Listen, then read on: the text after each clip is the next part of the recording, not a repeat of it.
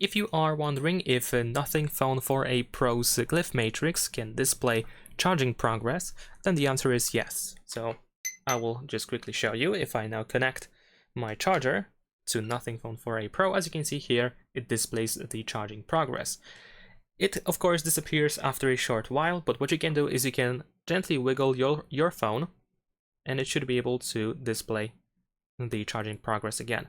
So we need to shake it side to side just like that, and as you can see, it displays the charging progress. Now let me just show you one thing, however, because this option might not be, of course, available. Maybe not available, but it might not be enabled actually. So if you go to settings over here, then you should be able to go to Glyph interface. And then here we can go to the flip to Glyph, and in here we want to make sure that charging meter is enabled. And that is pretty much it. Leave a like and subscribe.